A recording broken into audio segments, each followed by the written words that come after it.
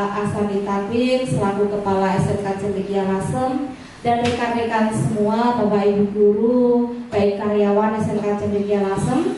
Terima kasih atas waktu yang diberikan kepada saya sehingga saya bisa menyampaikan, bisa melaksanakan seminar dari ilmu apa yang telah saya dapatkan selama menjadi calon guru penggerak angkatan 6 Kabupaten Rembang. Untuk kali ini pemaparan materi yang akan saya sampaikan yaitu berkaitan dengan budaya positif. Ya.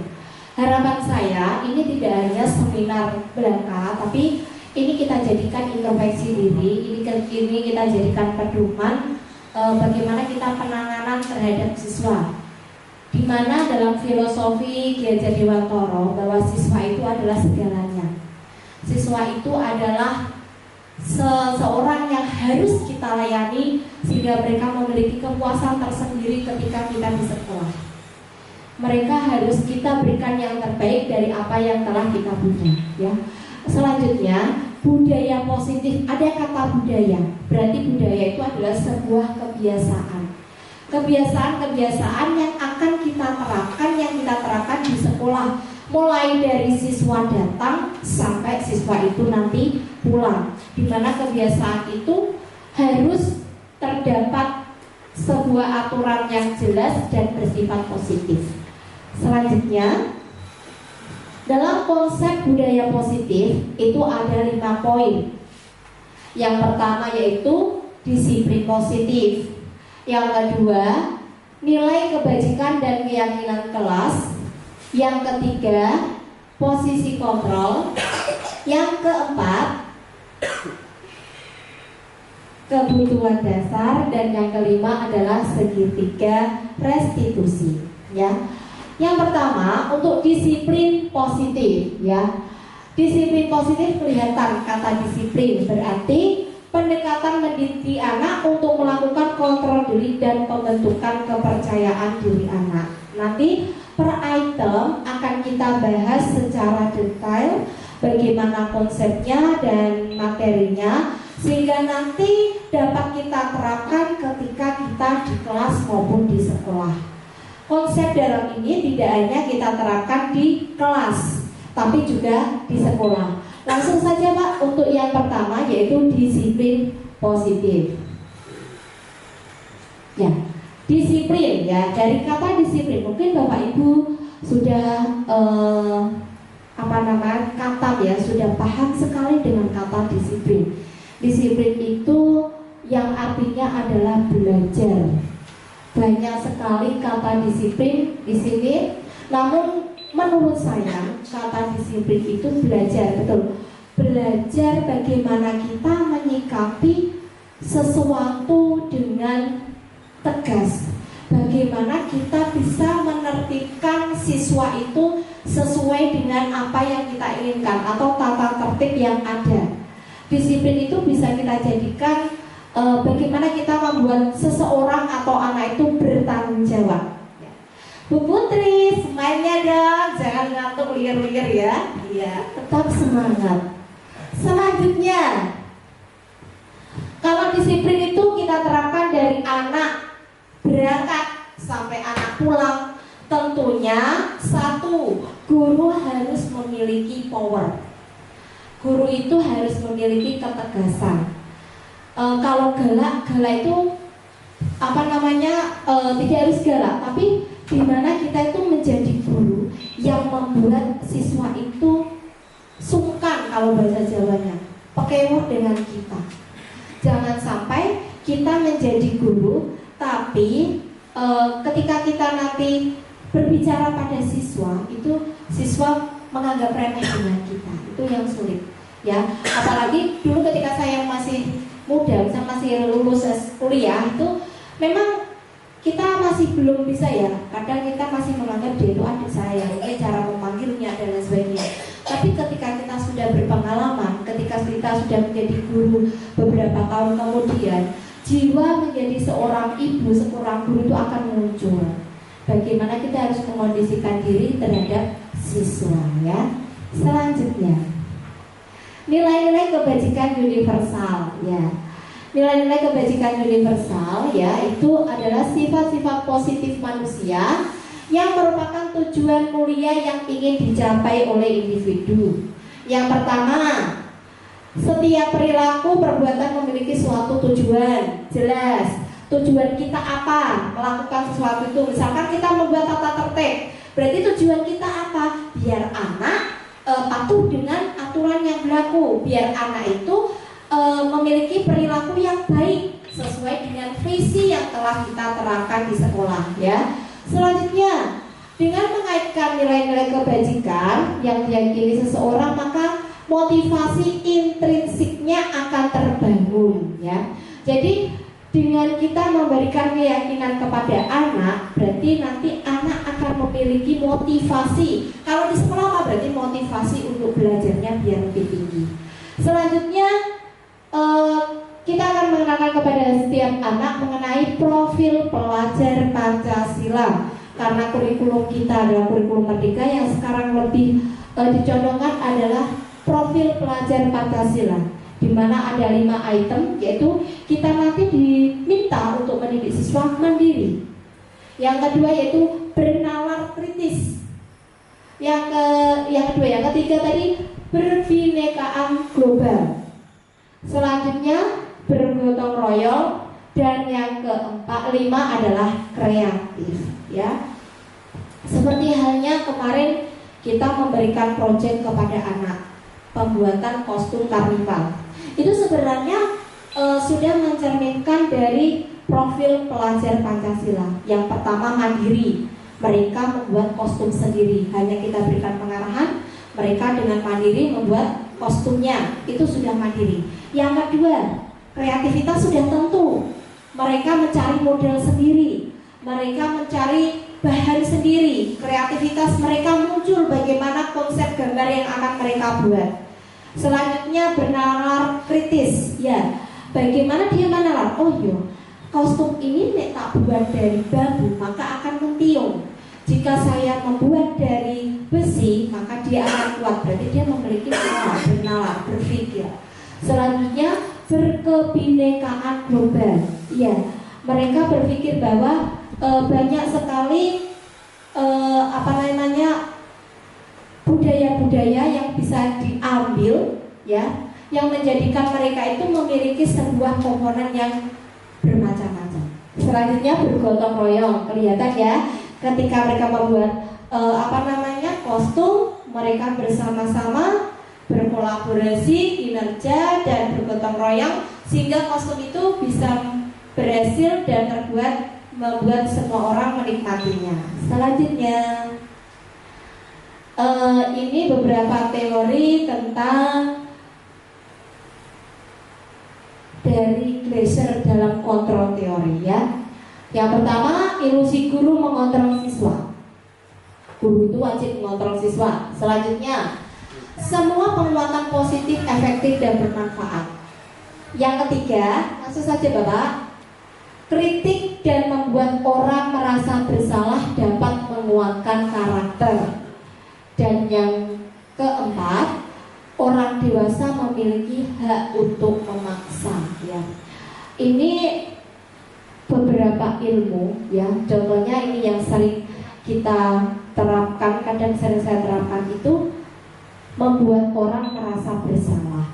Jadi kritik dan rasa bersalah untuk mengontrol murid menuju pada identitas yang gagal, itu yang kebanyakan sebenarnya apa yang telah khususnya saya ya di bidang kesiswaan, apa yang saya terapkan kepada siswa itu tidak sepenuhnya benar.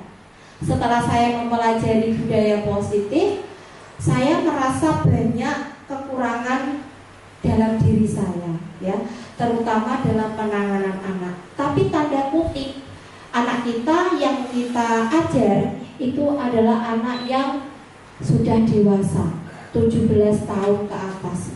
Jika kita ibaratkan pendampingan atau pengontrolan anak kita seperti anak SD, tentunya itu juga berbeda pula ya.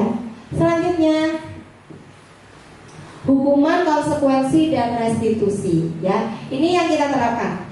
Kadang-kadang jika kita menemui anak yang bermasalah, tentunya kita ada kasih hukuman atau konsekuensi atau restitusi pada anak. Itu yang masih bingung. Kalau seringnya kita anak terlambat langsung dihukum, jarang sekali kita melakukan sebuah restitusi, ya. Padahal sebenarnya dalam penanganan anak itu di ilmu ini kita diminta untuk menggunakan restitusi atau menggunakan langkah-langkah dari segitiga restitusi yang nanti akan saya jelaskan. Jadi tidak semua apa pelanggaran yang dilakukan oleh anak langsung kita hukum fisik. Nah itu kalau bisa mulai sekarang kita hindari, kita beralih ke hukuman yang lainnya, ya, atau ke konsekuensi yang akan mereka terima. Selanjutnya untuk restitusi itu apa? Restitusi adalah proses menciptakan kondisi bagi murid untuk memperbaiki kesalahan mereka. Jadi sehingga mereka bisa kembali pada kelompok mereka dengan karakter yang lebih kuat. Restitusi juga merupakan proses kolaboratif yang mengajarkan murid untuk mencari solusi untuk masalah mereka. Jadi di restitusi itu nanti anak-anak kita lebih pendekatan terhadap siswanya. Jadi tidak harus menjudge anak itu salah dan diberikan hukuman, tetapi kita memperbaiki dari kesalahan mereka mungkin dengan kita pendekatan. Kita menjadikan siswa itu adalah teman kita, sehingga kita itu bisa tahu dari permasalahan sebuah anak tersebut. Selanjutnya, iya, anak itu tidak harus kita hukum dengan sebuah hukuman atau anak yang melanggar tidak harus langsung kita hukum, kita beri konsekuensi, tidak. Tapi bisa juga kita berikan sebuah penghargaan. Tapi tidak selamanya hukuman yang berupa penghargaan itu baik. Contohnya, Mas, sesuk kowe nek ora telat tak kei nilai 90. Tidak semua dari penghargaan yang kita berikan ke siswa untuk anak yang melanggar itu baik, tidak. Kadang membuat anak, Bu, aku nih masuk mau kayak yopo. Nah, jadinya anak seperti itu.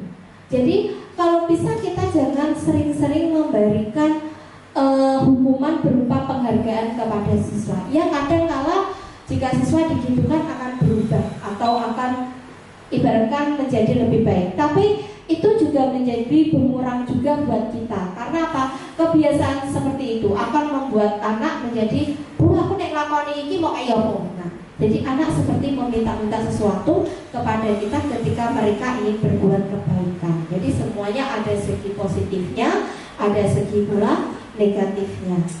Selanjutnya, ya, sekarang posisi kontrol dari segitiga restitusi itu adalah ada 3. Ya. Yang pertama, menstabilkan identitas.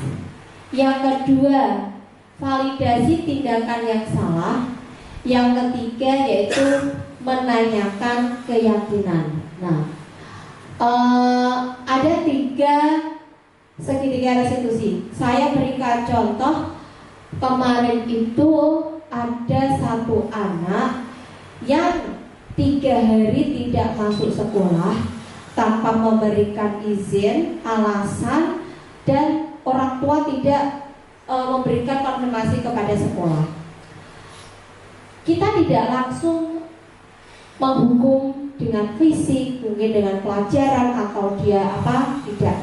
Jadi kita bisa menerapkan segitiga restitusi. Yang pertama, menstabilkan identitas itu kita bisa menenangkan hati anak dulu. Mungkin kita panggil siswanya, kemudian kita tenangkan hatinya, kemudian kita tanya kesalahan apa yang dia buat. Mas, kesalahan apa? Mungkin Mas tahu nggak kenapa kok dipanggil Bu Rina? Apa mungkin yang pernah dilakukan? Kemudian dia menjawab, ya Bu, gini-gini. Itu namanya menstabilkan identitas. Bagaimana jika anak tidak mau mengakui? Kita pancing dengan pertanyaan yang membuat dia mau bercerita. Sebenarnya dia melakukan pelanggaran, jadi dia tahu apa kesalahan yang telah dia perbuat. Selanjutnya validasi tindakan. Nah, kita kemudian memvalidasi. Kira-kira tindakan yang kamu buat itu tadi benar apa tidak, Mas? Kemudian kita cek apakah dia ingat dengan tata tertib atau peraturan yang dibuat. Bagaimana dengan peraturan yang telah dibuat? Oh ya, peraturannya seperti ini Bu, sehingga saya salah. Nah itu namanya kita memvalidasi sesuai dengan data, sesuai dengan apa yang kita terapkan, apa anak-anak itu paham atau tidak. Selanjutnya menanyakan keyakinan. Setelah anak itu paham dengan kesalahannya, kemudian mengakui kalau dia itu tidak sesuai dalam aturan sekolah, sehingga keyakinannya apa? Untuk memantapkan hati kita, untuk memantapkan bahwa mereka atau dia tidak akan mengulangi lagi. Bisa dengan dia berbicara dengan yakin, atau mungkin dengan surat pernyataan bahwa dia tidak akan mengulangi. Itu bisa dikatakan dengan membuat atau menanyakan keyakinan dari siswa. Dan jangan lupa ketika kita selesai membimbing anak, ditambahi dengan memberikan motivasi anak untuk selalu lebih baik. Jadi ada kalanya kita tegas, ada kalanya kita merangkul anak. Nah, dan jangan lupa ketika kita mau mengajar, mungkin diawali setelah ini, ketika kita mau mengajar, jangan lupa kita membuat keyakinan kelas. Keyakinan kelas itu berarti membuat kesepakatan kelas antara guru yang mengajar dengan siswa. Jadi aturannya apa saja? Satu, kita buat bersama-sama dengan siswa. Keyakinannya apa? Kesepakatannya apa? Ketika Bu Rina mengajar, nggak boleh menggunakan HP Miss kecuali diminta Miss Rina. Nah, silakan ditulis. Sehingga jika ada anak yang melanggar atau anak tidak sesuai dengan kesepakatan itu, kita punya data. Kita bisa melakukan segitiga restitusi kepada anak. Tapi ketika kita tidak pernah melakukan keyakinan kelas, kok ada anak melanggar, langsung kita judge, langsung kita hukum. Tidak salah anak jika anak itu memberontak atau anak itu marah, karena sebelumnya tidak pernah melakukan keyakinan kelas.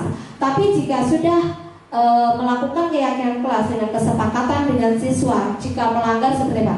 Usahakan mulai sekarang hukuman itu dari kesepakatan. Jadi mungkin setelah ini dari tim siswaan akan berkumpul dengan siswa-siswa, kita akan mengadakan keyakinan atau kesepakatan mengenai peraturan yang ada di sekolah. Jadi mungkin nanti yang membuat hukuman adalah siswa. Jika melanggar konsekuensinya seperti apa, itu nanti kita akan laksanakan dengan kesepakatan siswa. Jadi jika ada anak yang melanggar, itu bisa meminimalisir kita untuk banyak menghukum. Ya. Kadang kita sampai bingung, nih si kita hukum 20 kali, 50 kali push up dan sebagainya, tapi tidak berubah. Orang tua sudah kita panggil tidak berubah. Nah, coba kita nanti setelah ini menggunakan kesepakatan bersama dengan anak, apa yang akan kita lakukan, hukuman apa yang tepat, dan bagaimana konsekuensi yang tepat untuk kita terapkan pada anak. Itu ya. Selanjutnya, ya. Ini contoh tadi ya, ilmu segitiga restitusinya dari menstabiliskan identitas, validasi tindakan yang salah. Contohnya, kamu tentu punya alasan mengapa melakukan itu. Nah, kita interogasi dulu ya. Adakah cara yang lebih efektif untuk mendapatkan apa yang kamu butuhkan? Misalnya. Selanjutnya menanyakan keyakinan. Contohnya, keyakinan kelas apa yang telah kita sepakati? Kamu ingin menjadi orang yang seperti apa kok sampai kamu melanggar seperti itu? Selanjutnya, nah mungkin ini dari beberapa pemaparan yang saya sampaikan ya, ini saya perwakilan dari kesiswaan ya, ini di luar dari materi. Kita selain saya mensosialisasikan materi yang telah saya dapatkan, mungkin ini kesepakatan kita semua Bapak Ibu Guru, mengenai keyakinan bersama, yaitu yang pertama, sebelum kita memasuki keyakinan kita terhadap siswa atau kita membuat kesepakatan pada siswa, alangkah lebih baiknya jika kita membuat kesepakatan kita sendiri dulu dari guru, ya. Jadi yang pertama, mungkin nanti Bapak Kepala Sekolah berkenan untuk jika kita melanggar atau melakukan yang kurang sesuai dengan kesepakatan hari ini, bisa untuk dielokkan lah atau didampingi ya, sehingga kita itu kadang saya juga merasakan ya, kadang saya juga jika sibuk ya tidak mengajar ya, saya dimarahi tidak apa-apa Pak, atau saya dirono, udah ulang ya tidak apa-apa. Jadi untuk apa? Dengan rasa kita saling mengingatkan, itu membuat kedisiplinan terhadap siswa maupun guru itu bisa terjadi dengan baik ya. Mungkin dari guru saya mohon dengan sangat, dari yang pertama kedatangan di pagi hari. Siswa jam 7 itu sudah bel. Jam 7 kurang 5 menit seharusnya berdoa sudah kita mulai. Dan jam 7 lebih 5 menit itu yang piket saya mohon siswa sudah tertutup dan terlambat. Nah, bagaimana dengan Bapak Ibu gurunya? Seharusnya sebelum jam 7 sudah sampai sekolah. Terutama tanda kutip guru yang mengajar jam pertama. Banyak siswa kita yang mengeluh, "Lapa Bu, mangkat besok rono guru ini." Jadi saya mohon dengan sangat, ini nanti kalau ini kita jadikan keyakinan, tidak ya, karena ini kewajiban yang wajib kita lakukan ya. Komitmen kita menjadi guru harus bisa, kalau Ki Hajar Dewantara berkata, ingsun sung tulodo, ngarsa sung tulodo, madya mangun karsa, tungguri handayani, sampai lali ya. Seperti itu ya. Jadi kita sebagai tulodo, sebagai contoh ya. Jadi saya mohon untuk jam pertama sebelum jam 7 sudah sampai di sekolah.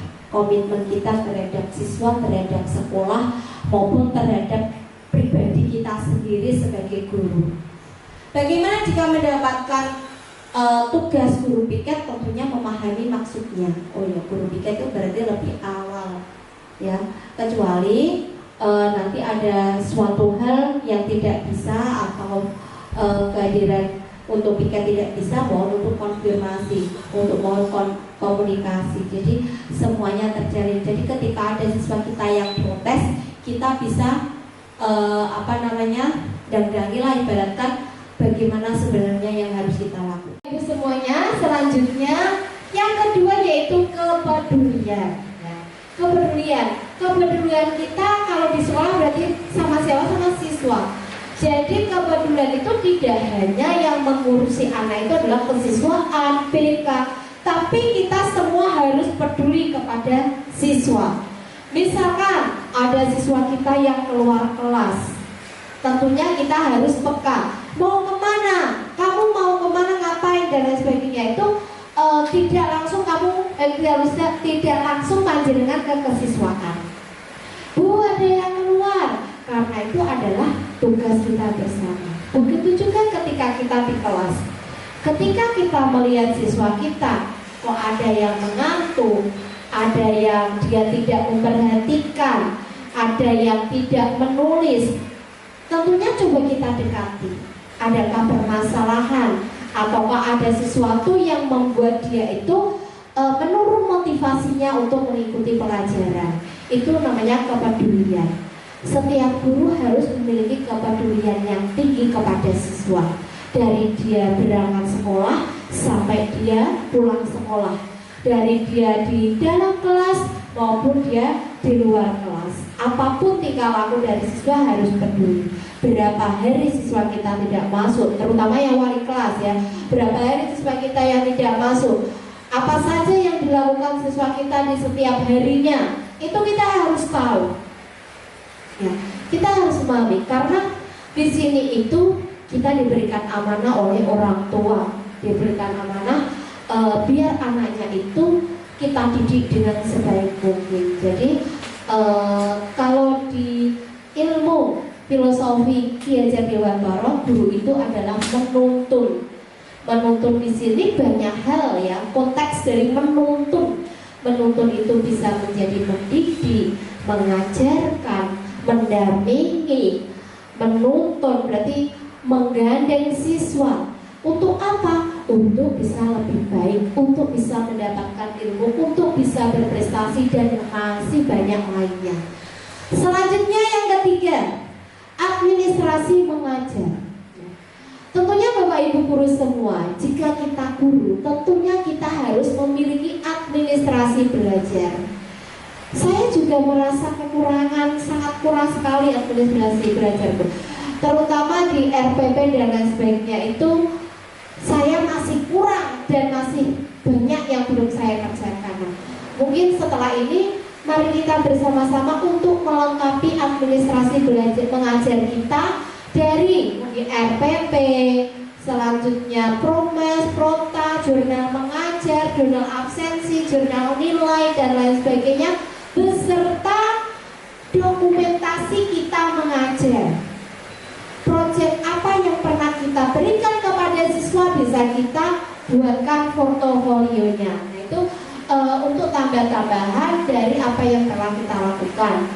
Ini contoh aplikasi dari budaya positif ya, yang akan kita lanjutkan atau kita terapkan di sekolah, atau yang sudah kita terapkan kita evaluasi. Selanjutnya cara mengajar.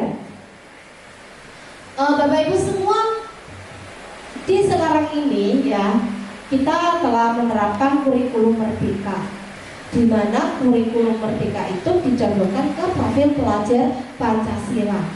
Tidak lagi guru di depan kecepres menjelaskan kepada siswanya, tetapi di mana siswa itu nanti dia sebagai senternya, bukan guru yang sebagai senter, tetapi siswa sebagai senternya.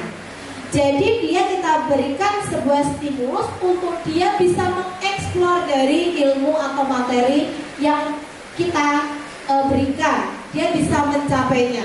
Materinya apa? Misalkan kita berikan materi sebuah teks misalkan. Dia akan mencoba mencari arti teks itu apa, strukturnya seperti apa dan lain sebagainya. Itu dia yang mencari lagi. Bukan hanya dia duduk manis mendengarkan kita, berarti guru menjadi center, berarti masih masa lalu, dimana guru tidak mau move on, pokoknya siswa duduk sedeku mendengarkan guru di depan, diam. Untuk sekarang tidak seperti itu. Kita berikan kemerdekaan kepada siswa kita untuk bisa mengeksplor materi, untuk bisa mencari sumber materi yang telah dipelajari. Baru misalkan ada permasalahan yang mungkin dia tidak memahami, baru dia tanyakan kepada guru. Tapi kenyataannya apa? Kadang di sekolah kita seperti ini. Karena apa? Belum adanya budaya positif, belum adanya penerapan kebiasaan yang seperti itu. Karena jika anak kita seperti itu, kita terus cari aman. Yowes, kamu duduk saya jelaskan.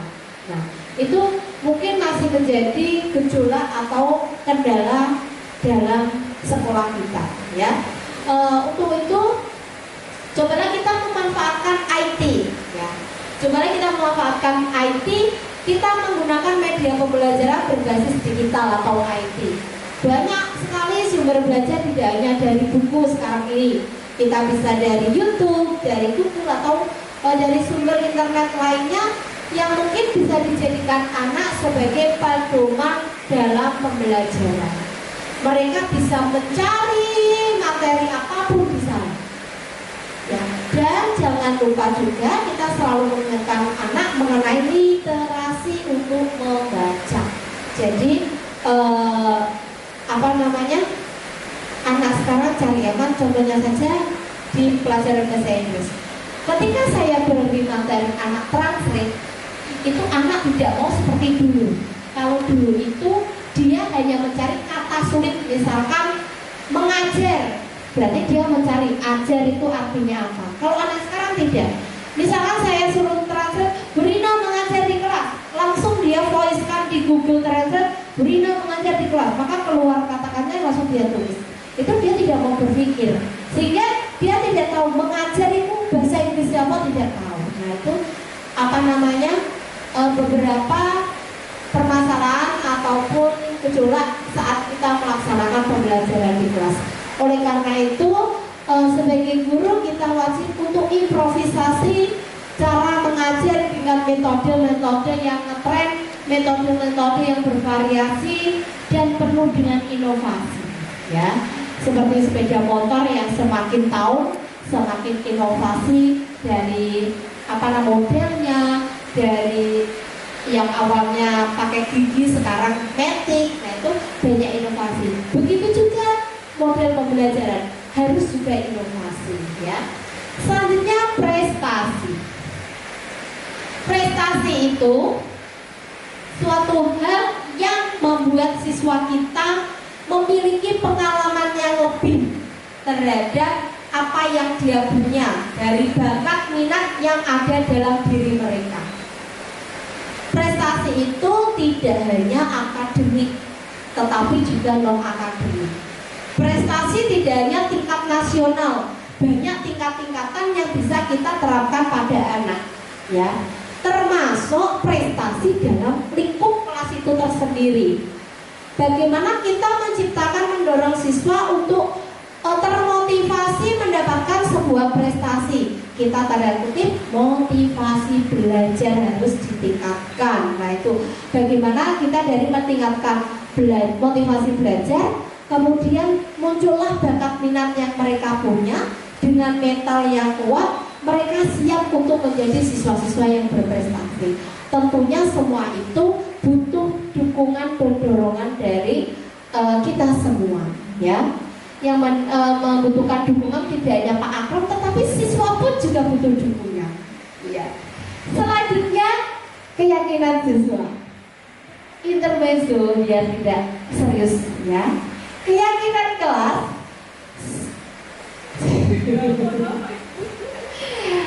Untuk Bapak Ibu guru, setelah ini kita yang belum melaksanakan kesepakatan kelas, mohon untuk membuat kesepakatan kelas dengan siswa, aturan-aturan apa saja yang akan kita laksanakan sebelum melakukan pembelajaran, ya. Misalkan HP tidak boleh digunakan kecuali ketika pembelajaran dibutuhkan. 2. Tidak boleh keluar kelas kecuali mendesak. 3. Harus membawa buku pelajaran dan lain sebagainya. Itu pun kita harus ada kesepakatan dengan siswa. Kita tidak boleh langsung membuat aturan A, B, C, D, E, F, G dan harus patuh, tidak boleh. Kita harus ada kesepakatan antara siswa dan guru, ya. Selanjutnya, ini saya catat beberapa contoh dari pelanggaran yang telah siswa langgar di sekolah kita. Sebenarnya masih banyak lagi ya permasalahannya. Coba yang sering kita temukan di setiap harinya, ya, hampir setiap hari mesti ada yang melakukan. Yang pertama terlambat, ya. Terlambat itu saya masih belum mempunyai trik yang membuat 100% dan jangka waktu yang lama anak tidak terlambat. Itu masih kesulitan. Mungkin mereka takut hanya beberapa hari, setelah itu terlambat lagi, ya. Mungkin selama ini juga cara saya juga masih salah. Tapi kita juga kembalikan bahwa siswa kita bukan anak kecil. Siswa kita adalah anak dewasa. Kita sering anak terlambat hukum, push up 100 kali dan lain sebagainya, sampai 500 kali, ternyata anak kita juga masih terlambat juga. Nah, bagaimana? Nah, coba kita bersama-sama menggunakan segitiga restitusi. Siapa tahu dengan kita menerapkan itu, kita mengubah pola kita menjadi pendekatan terhadap anak, siswa menjadi teman kita, bukan teman tanda kutip teman yang membuat anak nanti menjadi tidak sopan dengan kita, tapi teman dalam sharing untuk mendapatkan kesepakatan bersama.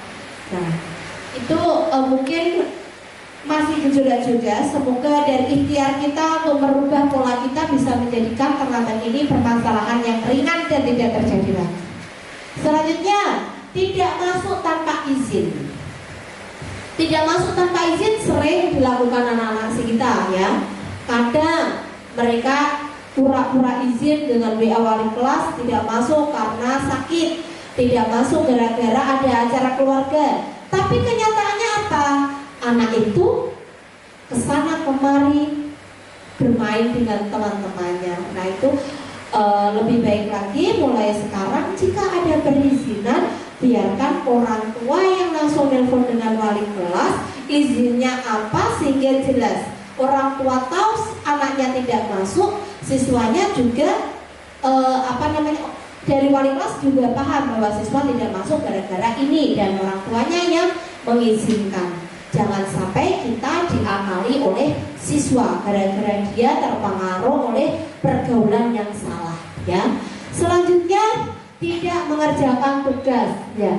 Ini seperti yang saya rasakan hari ini, di mana kelas 10 TBSF saya berikan tugas, tetapi tidak ada yang mengerjakan, cuma satu anak dengan alasan bukunya ditinggal di kelas, dengan alasan ada tugas lain, dengan alasan di rumah tidak belajar dan lain sebagainya. Bisa saya simpulkan bahwa anak tersebut tidak memiliki motivasi belajar. Mungkin tidak ada, kurangnya dukungan dari orang tua, kurangnya dukungan dari Bapak Ibu guru mengenai kepedulian terhadap motivasi belajar, terutama dalam tugas yang telah diberikan Bapak Ibu guru ya. Selanjutnya sepeda motor. Masih banyak anak kita yang sepeda motornya kurang sesuai ya, sesuai dengan standarnya. Dari spion banyak yang tidak ada, knalpot yang dibuat corong dan membuat bising para warga. Kemudian tidak ada plat nomor dan lain sebagainya. Banyak sekali permasalahan, bannya dibuat kecil. Nah, kita coba untuk kepedulian kita mendisiplinkan anak mengenai sepeda motor. Tidak hanya kita sosialisasikan, tapi coba kita dekati anak. Coba anak suruh menganalisis, motormu ki salah opo ya. Setelah dia tahu, oh ini Bu, sebenarnya harus gimana. Ini memang kita seperti guru BK ya, kita seperti guru BK di mana harus ada tahap-tahapannya dalam kita mendampingi anak. Jangan langsung kita menjudge, kamu salah ABCD, tapi kenyataannya padahal dia tidak salah. Kita harus menampung beberapa informasi dan kita simpulkan kenyataan yang terjadi. Selanjutnya atribut sekolah. Atribut sekolah berarti dari ujung kepala sampai ujung kaki itu anak harus sesuai aturan sekolah, dari rambut, pakaian, sepatu dan lain sebagainya. Coba di sini kita lebih open, lebih peduli kepada anak. Jika anak tidak menggunakan kaos kaki, mungkin kita coba mengingatkan, Mas, kaos kakimu di mana? Jangan sampai kita bosan untuk menegur anak. Jangan sampai kita merasa bosan untuk mengingatkan anak. Cobalah kita setiap kita bertemu anak, kok anak tidak sesuai, Mas kamu ini mana? Nah, coba kita selalu seperti itu. Dengan kita seperti itu, anak merasa Bu iki kalau ketemu Bu iki mesti dilokno, ketemu iki mesti dilokno. Akhirnya apa? Mereka mencoba untuk merubah diri mereka. Oh iya, aku mesti dipedulikan Bu iki, ditekok iki, Bu iki mesti ngene. Nah, jadi tidak hanya 1-2 guru yang mengingatkan dan yang dianggap sebagai polisi atau sebagai hantu yang menghantui mereka, tetapi semuanya jika kita kompak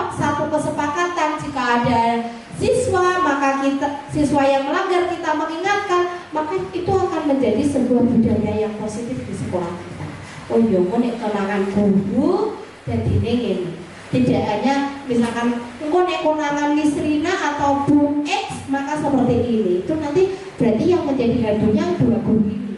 Jika kita semua melakukan, berarti nanti menjadi kebudayaan sekolah, ya, budaya sekolah. Selanjutnya,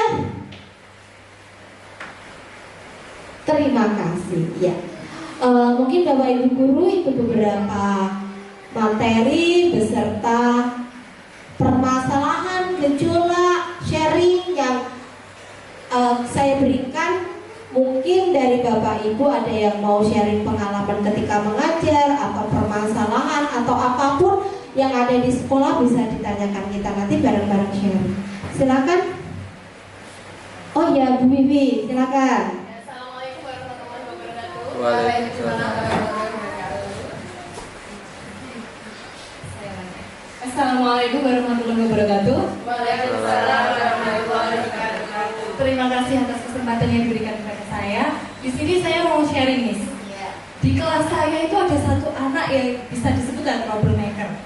Nah, waktu pelajaran, kalau pelajaran kan biasanya ada teori, ada proyek. Waktu teori, dia itu tidur. Tidak selalu tidur.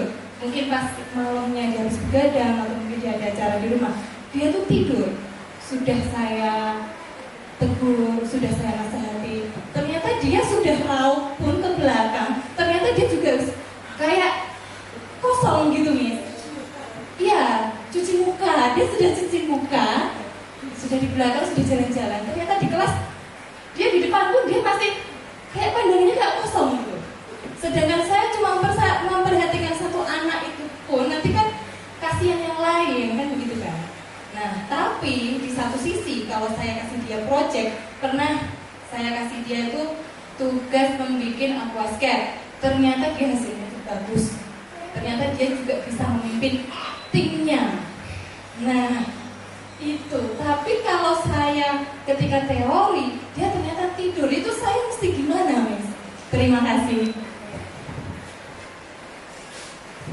Ya, terima kasih Bu Wifi, permasalahan yang luar biasa ya. Jadi nanti kita bisa sharing, mungkin di kelas ada permasalahan-permasalahan, kita coba pecahkan bareng-bareng ya.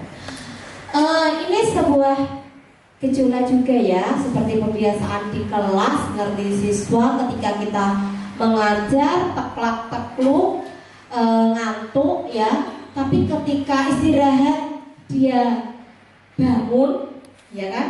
Ketika melihat HP dia semangat, tapi ketika ada materi dia ngantuk. Nah, kemudian ketika di proyek dia semangat, berarti anak tersebut kita tanya dulu permasalahannya. Coba kita dekati, kenapa kok dia mengantuk?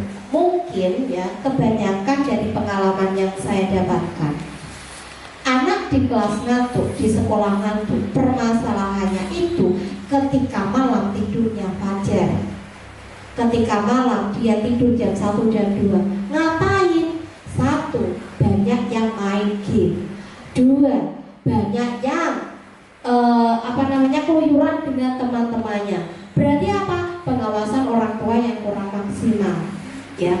Selanjutnya, bagaimana solusinya jika siswa itu ngantuk? Coba kita membuat sebuah metode pembelajaran yang lebih menarik, khususnya ketika penyampaian sebuah materi.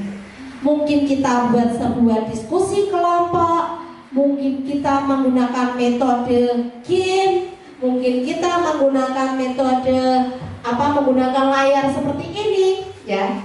Ada perbedaan loh. Anak yang kita ajarkan hanya ngomong anak-anak selamat pagi dan sebagainya, dengan anak yang kita ajarkan dengan menggunakan LCD itu berbeda. Ketika kita mengajar menggunakan LCD, mesti anak lebih fokus, lebih melolok ketika melihat. Tapi ketika kita tidak menggunakan LCD, kita hanya ngobrol, kita hanya memberikan penjelasan di depan, saya yakin anak ngantuk. Nah itu pasti. Apalagi misalkan anak itu, coba kita ajak intermezzo dulu, kita ajak nyanyi-nyanyi dulu, atau mungkin ceplek-ceplekan, atau mungkin apalah kita kita buat gerakan-gerakan yang membuat mereka itu tidak ngantuk lagi.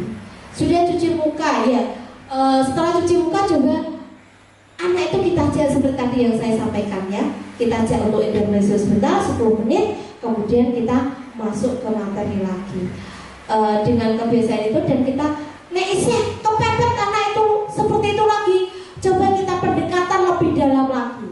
Sebenarnya apa? Kemudian kita ibaratnya terapi anak tersebut, kita buatkan, bantu membuatkan jadwal keseharian mereka dari bangun sampai tidur.